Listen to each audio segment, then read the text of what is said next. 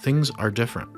I feel great most of the time, good a lot of the time, and okay some of the time.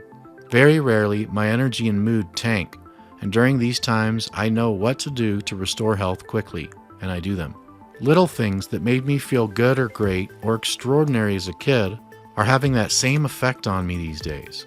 The magic of life is back, and I don't need to drink or snort pills or smoke heroin or swallow Valium or other benzos to feel good, to feel safe, to feel whole. Thanks for tuning in to the Elevation Recovery Podcast, your hub for addiction recovery strategies, hosted by Chris Scott and Matt Finch. Welcome to episode 242. This is Matt Finch, and today we're going to go into a little bit of story time, as I know that people can learn very well through the medium of storytelling. Plus, I just got back from a vacation in the desert. It was my girlfriend's birthday and also our 2-year anniversary. So her and I and our kid Willow went with both of my parents as well. And we had separate hotel rooms at this great hotel close to Palm Springs in Palm Desert, where they actually have mineral pools and mineral hot tubs that you can soak in. And we went hiking in Palm Springs, and I was cold plunging in this freezing cold water that was the result of melted snow runoff down the mountain down to where the hike was in the Indian canyons. And it also just started raining here. So needless to say, it was a really chill vacation, and now we get back and this weather is dark and cold and it's just raining and raining. So I really feel kind of creative story mode right now. I don't feel like a step-by-step tutorial. A lot of times what you get from me is kind of more masculine, charged through, here's how to get things done, here's some step-by-step tools. And of course, I can balance it out with more feminine energy recovery tools as well. Today, I'm feeling none of that like go, go, go stuff. I'm really relaxed. I'm really just chill. This weather, for whatever reason, is seriously affecting me like that, as is the after effects of that vacation. So we're going to go into story mode. I think you're really going to love this. And without further ado, let's begin. When I was a kid, there were so many things that made me feel awesome. Pizza, boogie boarding, surfing, playing at the beach, amusement parks, roller skating and roller blading, picnics, movies, cartoons, shows, sleepovers, church, friends, video games, family vacations, shopping with mom for toys or even groceries, listening to music, riding bikes with friends, hide and go seek, Egyptian rat war, gin rummy and other card games, backgammon, Monopoly, Connect 4 and other board games, reading books and magazines, trips to the desert or mountains, snowball fights, nature hikes, beach bonfires, barbecues with family and or friends, babysitting, lunch, recess, and PE during school, roller coasters and other rides in haunted houses, carnivals, puzzles, art projects, joking around, church youth group and retreats, Aikido class, boxing, skateboarding, bean tostadas and bean and cheese burritos with cold cans of Pepsi or Coke from Mexican fast food restaurants, especially Roberto's and Nico's, being in talent shows and musicals, playing guitar, singing, and so much more. When I was 15, I started smoking cannabis. That made everything enhanced. Like it was stated in the movie Half-Baked, I was an enhancement smoker. When I smoked marijuana, it made surfing, video games, food, listening to music, playing music, watching movies, and most everything else I did much more pleasurable. Eventually, I was a daily smoker and needed cannabis every few hours to feel pleasure. Several years after being a self-proclaimed stoner, I stopped enjoying pot when I fractured my scaphoid and pot made my wrist and the cast hurt for some reason. This is at the age of 23, and I replaced my cannabis habit with a brand new alcohol habit. This alcohol habit started off as alcohol abuse and quickly escalated to alcohol addiction and physiological and psychological dependence to alcohol. Here I was, only 24 years old, and if I didn't have alcohol in my system, I couldn't relax, couldn't sleep, couldn't eat, couldn't function or deal with life, couldn't focus or be happy, and at extreme times, I would go through delirium tremens without alcohol and without knowledge that alcohol withdrawal can actually be fatal. I went to a doctor in my mid-20s and was prescribed Valium, 5 milligrams 3 times a day, for alcohol recovery and anxiety management. Within 3 months, I was totally hooked on Valium, and my tolerance had skyrocketed to where I needed 10 pills a day to feel even close to as good as 3 pills a day made me feel just a few months prior. Fast forward a few years, and I was now in a place in life where I had a constant supply of black market RX painkillers like Percocet, Norco, Oxycontin, Vicodin, and more. Alcohol was super dehydrating. It turned my face red and caused rosacea breakouts, led to blackouts and horrible behavior that caused harm to myself and others. And when I got arrested for my third DUI in 2 different states, and nearly got 3 years in prison, but luckily only 4 days in jail, I knew I had to run my life differently. Soon after this DUI, I switched my habit from alcohol or benzos, depending on my phase, to opioids or the opioid-benzo combination, which was my ultimate favorite. Before long, I needed opioids all day, every day, just to avoid withdrawal, and my tolerance was so high that although technically they still worked, my income was so low, and the price of the black market RX opioids was so high that I could usually only afford to use enough pills to feel normal and not get sick. Fast forward a couple of years from this, and I graduated. Pharmaceutical opioids was training wheels for heroin addiction, and that's where I ended up. The last 6 months of my long history of addiction, I was smoking 1 to 2 grams of black tar heroin daily, and I needed it just to feel normal. I was using benzos as much as I could get them, and alcohol irregularly, and I wasn't physically dependent on either, just the heroin, and that was plenty, believe me. I quit drinking a little before I quit heroin and other opioids, and a month after quitting opioids, I ended my Valium taper and quit that drug too. For the first time ever, I finally felt hope that I would never return to addiction and that lifestyle of hell. The main problem I was having was that things that used to bring me happiness, joy, and feeling generally pretty good were not doing this anymore.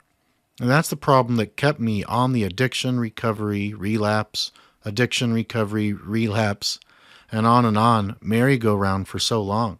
Once I started habitually using drugs and alcohol, they changed my brain chemistry so much that I needed them to feel pleasure and confidence, relaxation, and more. I was a master chemist for myself. I experimented on myself and found drugs and combinations of alcohol and drugs, or drugs with other drugs, and learned what I felt best on and what I could use for specific desires and situations and more. I worshipped, and I repeat, worshipped drugs and alcohol. They helped me to tolerate life and sometimes even embrace it. But without drugs and alcohol, I felt naked. I felt like I didn't have protection. I felt raw. I felt inadequate. I felt deficient. I felt different and weird, and that I didn't fit in with society in general. I felt anxious or depressed, or many other unpleasant feeling states, and rarely felt balanced or safe, and never felt whole. So how did I get better? Over the span of months and then years, I rewired my brain to find lots of pleasure and happiness and joy, confidence and relaxation and peace, passion and focus and wholeness, without needing the addiction crutch or the negative consequences that are tied to it. At the beginning of my addiction recovery, I was able to feel pretty darn good within a couple of months after quitting substances. But to keep these good feelings up, I needed to be exercising rigorously 4 to 6 times per week and getting lots of sunshine, eating great foods, taking lots of great supplements, and much more. My withdrawal symptoms were gone, but my brain still needed a lot of work. My traumas from childhood and beyond needed to be acknowledged, addressed, and worked on. My anxiety disorder and depression, undiagnosed bipolar 2, and other psychological issues were still there. And in addition to these, I had a whole lot more work to work on. Being so busy with work and being a single dad, Then eventually starting my own business, I would often burn out and fall into ruts with fitness, diet, healthy sleep, and other recovery habits. This started to happen more and more often. I had a super unhealthy and toxic relationship with a girl that was a great learning lesson, but sent me spiraling into physical and psychological health decline. And it was really difficult to recover from after the relationship ended for good, even though it was my decision. At the present day, and for the past several years, however, things are different. I feel great most of the time, good a lot of the time, and okay some of the time. Very rarely, my energy and mood tank, and during these times, I know what to do to restore health quickly, and I do them. Little things that made me feel good or great or extraordinary as a kid are having that same effect on me these days. The magic of life is back, and I don't need to drink or snort pills or smoke heroin or swallow Valium or other benzos to feel good, to feel safe, to feel whole. The main thing that I was missing before was consistency and a flourishing family and intimate relationship. 2 years ago, I started a relationship. For the first time ever, I have a profoundly healthy relationship. Additionally, Ashley loves Papaya, our green-cheeked conure female parrot, just as much as I love her. We live in a cozy third-floor apartment, which we named the Treehouse because we're up in the trees and have total privacy up here. Ashley has helped me these past 2 years to raise Willow from the ages of 9 to 11 and soon to be 12. Having a great place to live, a very healthy, intimate relationship and family with lots of love, humor, respect, and fun, along with a loving little birdie that lights me up all day, every day, has made such a big difference in my mental health and physical health. Along with these, which I call some of my core personal needs for fulfillment, I've also maintained consistency over the past few years. In the past, my diet, exercise, supplements, and other health habits and self-care habits would start and stop and start and stop ad infinitum. But for the past few years, I've maintained mental and physical health and raised my baseline several times due to the power of consistency. Consistently doing well in diet, supplementation, fitness, and many other health habits. While I feel lucky and blessed to have such a healthy place to live, such a wonderful family life and business of helping people recover from addiction, all these have truly boosted my ability to feel great and fulfilled. The consistency in my personal habits of self-care, self-discipline, self-compassion, self-forgiveness, self-acceptance, self-honesty, self-inquiry, and more have made a synergistic effect with the optimized home, family, and professional life. A few years ago, I watched an inspirational interview where Tom Bilyeu, host of Impact Theory, had a guest on the show named Doug Bopst, and Doug shared his story of addiction and recovery. Doug was given a few years in prison for possession of drugs for sale and went to prison out of shape and weak-minded and flabby and fearful and more. He had a cellmate that got him into prison-style workouts, and while at first he couldn't even do one single push-up, eventually Doug was in really great shape and had a new body and mindset. The mindset shift came from reading books and faith in God.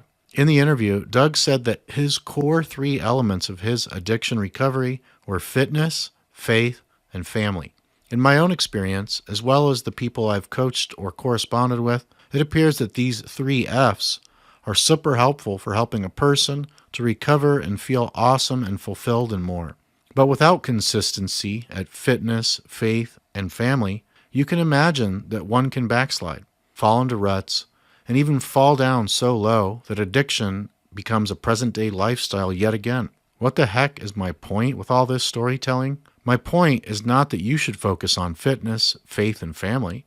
It's not to make the point for you to do what I did or do what Doug did either. Here are a few lessons I'm hoping this story time will embed inside of your conscious and subconscious minds. 1. Love, joy, happiness, humor, fun, and other positive emotions are our God-given birthright. As kids, most of us could feel good or great or extraordinary with such little things like Saturday morning cartoons, going out to a yummy restaurant on a Friday night with our parents, going for a bike ride, or even just playing a card game or board game with our siblings. But stress, the grind, traumas, breakups, divorces, overuse of drugs or alcohol, overuse of comfort foods or the internet, exposure to too many toxins in the environment, and more change our brains, however. And after years of indulgence in these addictions, doing a puzzle, reading a book, riding a bike, or hanging out with a friend just doesn't spike dopamine and other feel-good chemicals in the brain enough to get us blissful or even close to it. But neuroplasticity has proven that we can rewire our brains over time, no matter how much we've screwed up our brains indulging in these addictions, even if it has been for decades.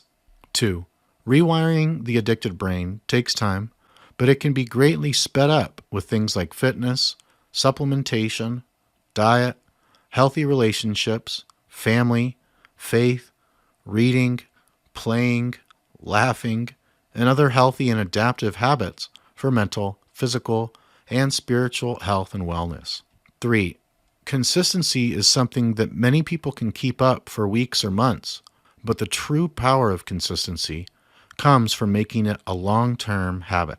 If you maintain consistency in your self-care or recovery habits for years and years and years and years, this pays off much better than start and stop